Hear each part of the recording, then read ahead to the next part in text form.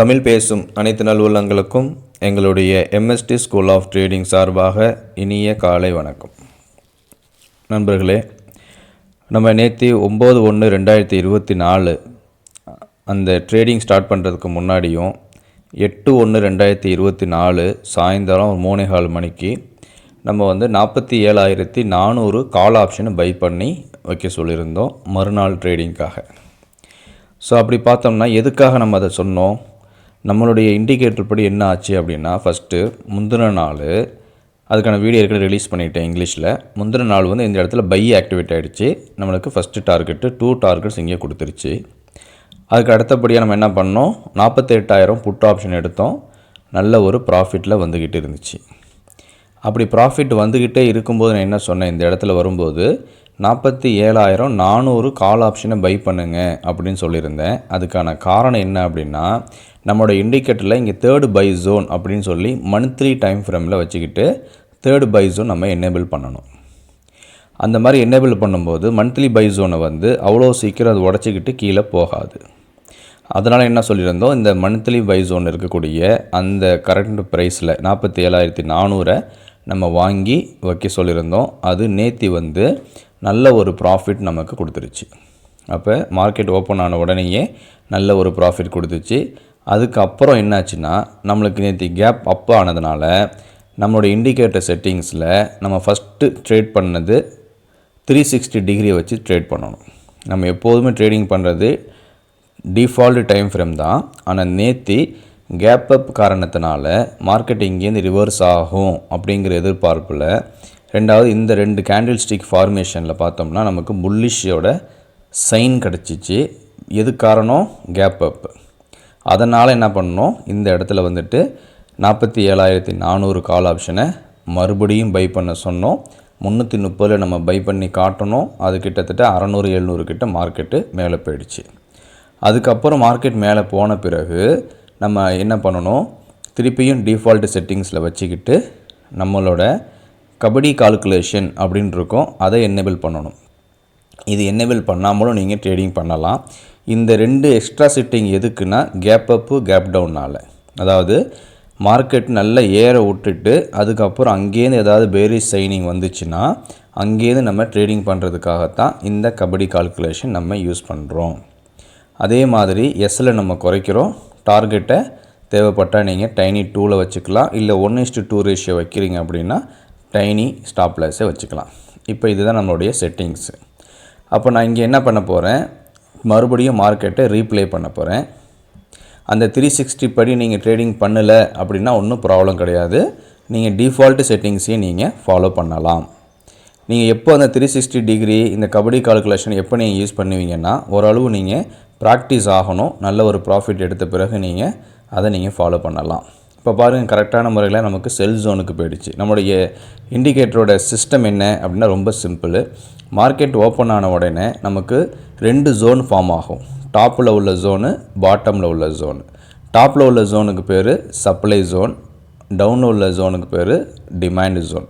எந்த ஒரு பொருளுக்கு தேவை அதிகமாக இருக்கோ, டிமாண்ட் அதிகமாக இருக்கோ, அதோட ரேட்டு அதிகமாகிட்டே இருக்கும்.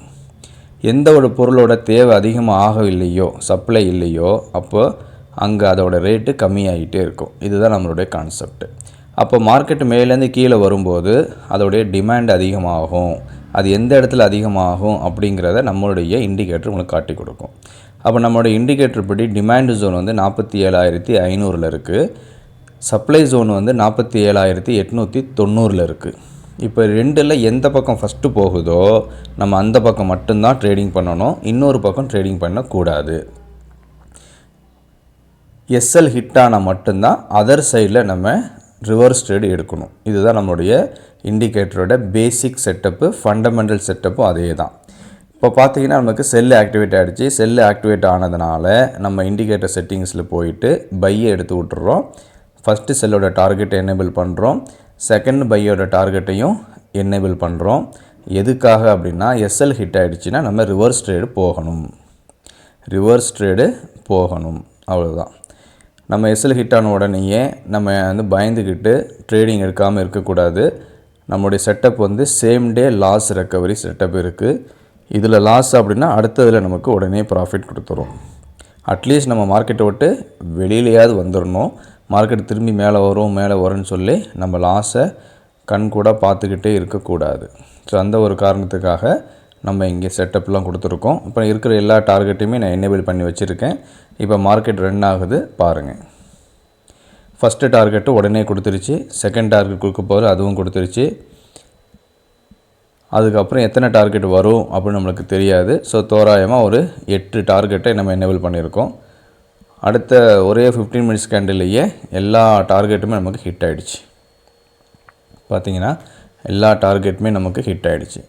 இந்த மாதிரி ஹிட் ஆகும்போது அடுத்த ரிவர்சல் பாயிண்ட் எங்கேன்னு சொல்லி நமக்கு தெரியாது. அதுக்காக தான் நம்ம இங்கே தேர்ட் பை ஜோன் அப்படின்னு சொல்லி இங்கே ஒரு ஃபர்தர் டிமாண்ட் ஜோனை கொடுத்துருக்கோம். அப்போ இந்த டிமாண்ட் ஜோன் வரும்போது எது வரைக்கும் வரும், வந்துச்சுன்னா நாளைக்கு இது வரைக்கும் வரும். எது வரைக்கும், 47,000 வரைக்கும் கீழே வரும். அதுக்காக தான் நம்ம என்ன சொல்லியிருந்தோம், இன்றைக்கி 47,000 கால் ஆப்ஷனை பை பண்ணுங்க அப்படின்னு சொல்லியிருந்தோம். சப்போஸ் மார்க்கெட் இன்றைக்கி கீழே வந்தாலும் இங்கேருந்து ரிவர்ஸ் எடுத்துக்கிட்டு மேலே போகும். எப்போ வந்து 46,900 அதுக்கு கீழே போய் க்ளோஸ் வச்சு அந்த லோ உடைக்குதோ அது வரைக்கும் மார்க்கெட்டு இன்னும் கீழே போகாது, இன்னும் மேலே தான் போகும். சரி, இப்போ நேற்று வந்து மார்க்கெட்டு இந்த இடத்துல வெளியே போகுது, நல்ல ஒரு ஃபால் ஆக போகுது. நம்ம வந்து ஃபஸ்ட்டு டார்கெட்டில் புக் பண்ணணுமா இல்லை ஹோல்டு பண்ணி நிறையா ப்ராஃபிட் புக் பண்ணணுமா அப்படின்னு சொல்லி நிறையா பேருக்கு தெரியாது. ஸோ அதுக்கான வழிமுறை நம்ம இண்டிகேட்டர்லேயே கொடுத்துருக்கோம். அதில் ஒரு வழிமுறை என்ன அப்படின்னா, நம்மளுடைய இந்த பி ட்ரெண்ட் அப்படின்னு சொல்லி கொடுத்துருக்கோம். இந்த பி ட்ரெண்டும் எம்எஸ்டி ட்ரெண்ட் ஜோன்னு பார்த்துக்குங்க. எம்எஸ்டி ட்ரெண்ட் ஜோனு 5 மினிட்ஸில் வச்சு பார்த்துக்கினாலும் சரி, 15 மினிட்ஸில் வச்சு பார்த்தாலும் சரி. இப்போ 15 மினிட்ஸில் என்ன சொல்லுது, ட்ரெண்ட் ஜோன் வந்து செல் ட்ரெண்டை தான் காட்டுது நேற்றுப்படி. அப்போ மார்க்கெட்டு கீழேருந்து மேலே போனாலும் கரெக்டான முறையில் போயிட்டு நம்மளுடைய ட்ரெண்ட் ஜோனை போய் டச் பண்ணிவிட்டு அங்கேருந்து தான் கீழே வருது. அப்போ நல்ல ஒரு பிக் ஃபால் இருக்குது அப்படின்னு சொல்லி இதிலேருந்து நமக்கு தெரிஞ்சிடும். ஒன்று வந்து இந்த 15 மினிட்ஸ் டைம் ஃப்ரேமில் இருக்குது, அதையே நீங்கள் 5 மினிட்ஸ்லேயும் பாருங்கள். 5 மினிட்ஸ்லேயும் அதே இடத்துலையே உங்களுக்கு இருக்குது. அப்போ 5 மினிட்ஸு ப்ளஸ் 15 மினிட்ஸ் கோயின்சைடு ஆகிறதுனால நல்ல ஒரு ஸ்ட்ராங் ரெசிஸ்டன்ஸ் அந்த இடத்துல ஃபார்ம் ஆகிருக்கு அப்படின்னு சொல்லி நமக்கு தெரிஞ்சுக்கலாம். சரி, அது போக இந்த இடத்துல நம்ம 21 மூவிங் ஆவரேஜ் கொடுத்துருக்கோம். இன்னொன்று சூப்பர் ட்ரெண்டு சிக்னல்லாம் கொடுத்துருக்கோம். அப்போ சூப்பர் ட்ரெண்ட் எனேபிள் பண்ணிக்கிங்க.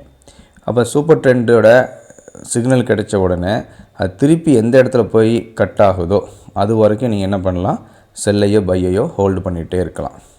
இப்போ நமக்கு செல் என்ட்ரி கிடைக்கும்போது சூப்பர் ட்ரெண்டு சப்போர்ட் பண்ணலை, 21 மூவிங் ஆவரேஜ் சப்போர்ட் பண்ணலை. ஆனால் ட்ரெண்டு ஜோனும் நம்மளுடைய சப்ளை டிமாண்ட் பேஸ்டு என்ட்ரியை நமக்கு சப்போர்ட் பண்ணுது. அப்போ இங்கேருந்து நமக்கு செல்லு கிடச்சிருச்சு. ஆனால் அதுக்கப்புறம் எத்தனை மணிக்கு, ஒரு 2 மணிக்கு தான் நமக்கு சூப்பர் ட்ரெண்டை சப்போர்ட் பண்ணுது, 21 மூவிங் ஆவரேஜும் சப்போர்ட் பண்ணுது. அதுக்கப்புறம் நம்ம நல்லாவே ஹோல்டு பண்ணி நல்ல ஒரு ஹை ப்ராஃபிட் புக் பண்ணுறதுக்கு நம்ம வெயிட் பண்ணலாம். ஸோ இவ்வளோ தாங்க நம்மளுடைய செட்டப். ரொம்ப ரொம்ப ஈஸியான மெத்தடு. சரி, இது வந்து இண்டெக்ஸில் காட்டியாச்சு. சில பேர் ஆஃபீஸ் போகிற பீப்புள் வந்து இல்லை எனக்கு வந்து மார்னிங்கில் ட்ரேட் பண்ண முடியாது, நான் ஈவினிங் தான் ட்ரேட் பண்ணுவேன்னு சொல்லுவாங்க. ஸோ அவங்களுக்காக குரூட் ஆயில் மார்க்கெட் இருக்குது, எம்சிஎக்ஸ் மார்க்கெட் இருக்குது. அந்த குரூட் ஆயில் என்ன இருக்குதுன்னு சொல்லி பார்க்கலாம்.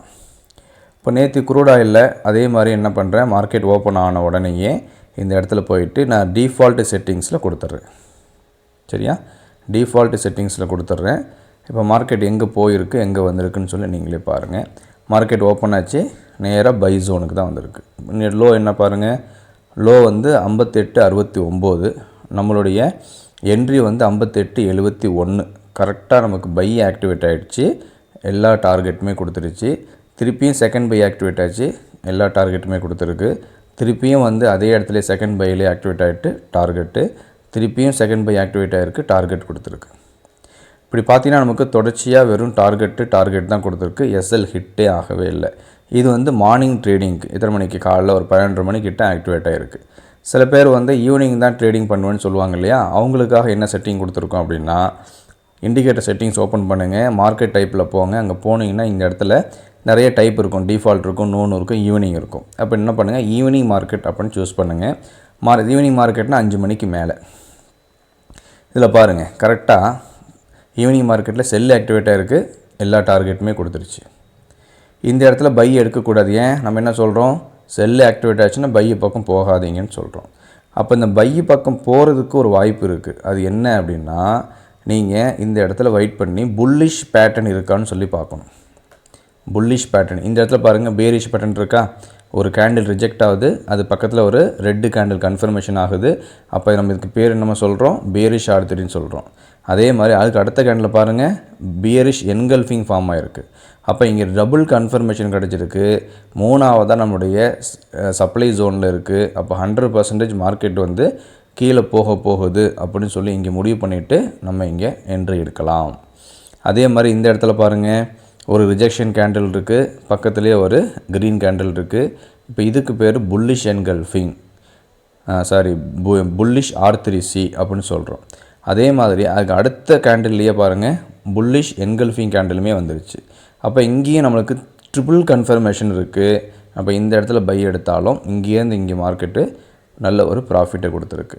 இல்லை எனக்கு ஒரு என்ட்ரியே போதும் அப்படின்னா இங்கே என்ட்ரி எடுத்துகிட்டு இங்கே ப்ராஃபிட் புக் பண்ணிவிட்டு நீங்கள் போய்கிட்டே இருக்கலாம்.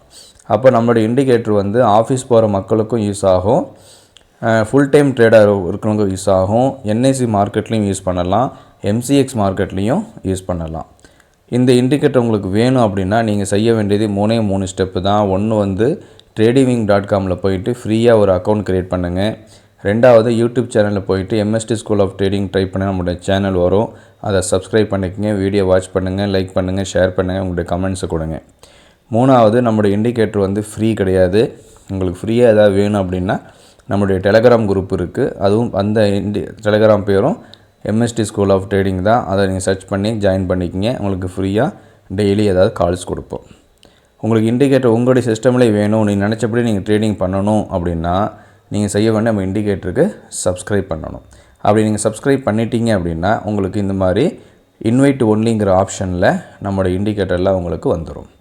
இந்த இண்டிகேட்டர் வந்துருச்சு அப்படின்னா நீங்கள் ஒரே ஒரு கிளிக் பண்ணால் போதும், அது உங்களுடைய சார்ட்டிங்கில் வந்துடும். நீங்கள் அதை பேஸ் பண்ணி ட்ரேட் பண்ணிக்கலாம். பாருங்கள், மறுபடியும் காட்டுறேன். க்ரூட் ஆயிலில் டிஃபால்ட் செட்டிங்ஸ் வச்சுருந்தாலும் ப்ராஃபிட்டு, அதாவது மார்னிங்கில் ப்ராஃபிட் ஆகிடுச்சு. இல்லை நான் ஈவினிங் மட்டும் தான் ட்ரேடிங் பண்ணி போகிறேன் அப்படின்னா ஈவினிங் மார்க்கெட்டில் வச்சாலும் உங்களுக்கு ப்ராஃபிட் தான். சரியா? பாருங்கள், ஈவினிங் மார்க்கெட்லேயும் நம்மளுக்கு ப்ராஃபிட் தான் கிடச்சிருக்கு. அப்போ நீங்கள் உங்களோட டைமிங் கன்வீனியன்ட் டைம் தகுந்த மாதிரி நீங்கள் மார்க்கெட் டைப்பை யூஸ் பண்ணி நீங்கள் ப்ராஃபிட் எடுக்கலாம். இந்த இண்டிகேட்டரில் நிறைய செட்டிங்ஸ் கொடுத்துருக்கோம். நீங்கள் ஒவ்வொன்றா நீங்கள் ப்ராக்டிஸ் பண்ணினீங்கன்னா உங்களுக்கு நல்ல ஒரு நாலேஜ் கிடைக்கும். இது வரைக்கும் நம்ம வீடியோவை சப்ஸ்கிரைப் பண்ணாமல் நீங்கள் பார்க்குறீங்க அப்படின்னா உடனே சப்ஸ்கிரைப் பண்ணுங்கள், லைக் பண்ணுங்கள், ஷேர் பண்ணுங்கள். இந்த எஜுகேஷனல் கண்டென்ட் உங்களுக்கு ஹெல்ப்ஃபுல்லாக இருக்குன்னு நினைக்கிறோம். உங்களுடைய அனைத்து நாட்களும் ப்ராஃபிட் தரக்கூடிய நாட்களாக அமைவதற்கு எங்களுடைய MST ஸ்கூல் ஆஃப் ட்ரேடிங் சார்பாக வாழ்த்துக்கள். நன்றி.